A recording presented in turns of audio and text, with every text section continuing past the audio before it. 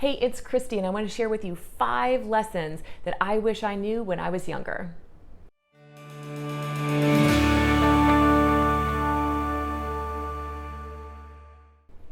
Hey friends, thanks for joining me for another episode. You know, sometimes we have to learn lessons the hard way, and I swear over the last couple of decades, I sure have.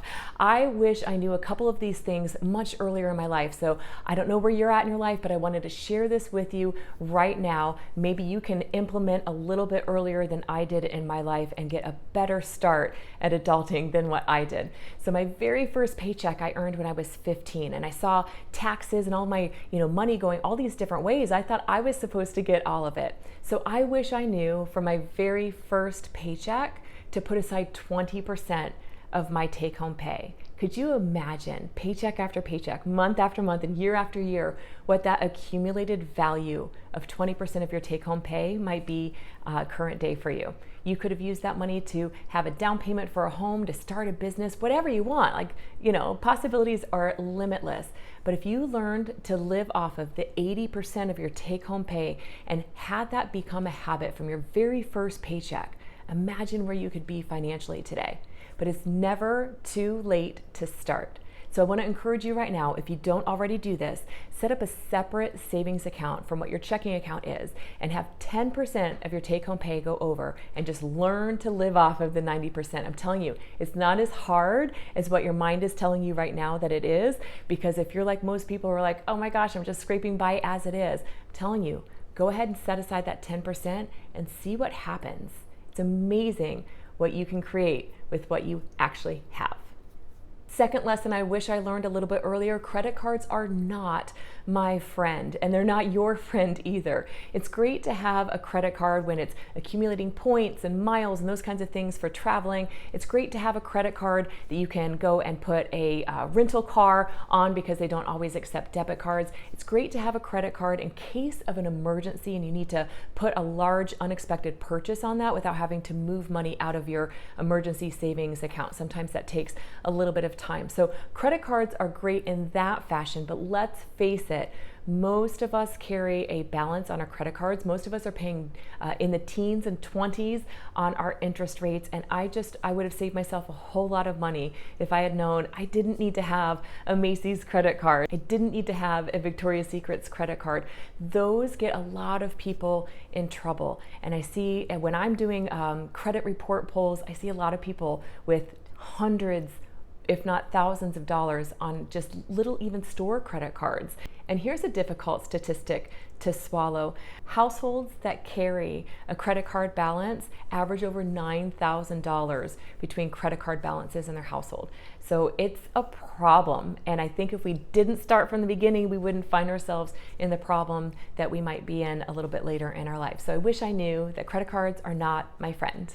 I wish I didn't try to be a little Miss Independent and have my own apartment.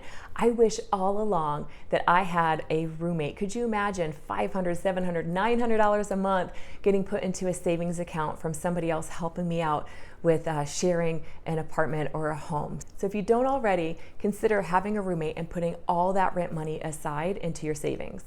Fourth lesson that I wish I had learned earlier in my life: nobody cares what car you drive. From the very start, I remember being in high school just feeling like everybody was judging me upon what kind of car I was driving. And really, honestly, the car does not define who you are as a person. It doesn't in high school any more than it does in your 20s, your 30s, your 50s, your 80s. It doesn't really matter. I see a lot of people that make a lot of really great money and they spend all of it. It doesn't matter what you earn, it matters what you save. And the world does not think more highly of you because you're driving a $60,000 vehicle. So I wish I knew earlier in my life to just have a great, reliable, paid off car to get me around. And the fifth lesson, and probably in my opinion the most important, is education. So we're taught that we need to go to college, and we're taught that we have to go and get this training for what? Most of us don't know what we want to be for the rest of our lives. We don't know what we want to do or even how to start on it. And I wish that somebody had taught me earlier that it doesn't necessarily require a college degree to have a really amazing career path. There are a lot of really amazing careers out there that only require a certificate. You can get in a matter of hours, weeks, or just a couple of months. If you're not really clear on what your career path is going to be, and you're not really sure if that should include a college education, take a little bit of time, explore what's important to you, explore your passions, what lights you up, and what career might be able to pull into that you can really have your delivery, your artistic, creative juices, the way that only you can deliver something. Let's see what might align with that as far as a career. It took me a long time to realize that my time is being exchanged for money. And if your time is worth more than what you're earning, how do you bring more value to your current employer or your future employer and really start developing yourself there? The best investment that you can make is in yourself. It starts with your mindset. It's how you see yourself and how you see your story and the life around you and your circumstances and what you're going to do about it.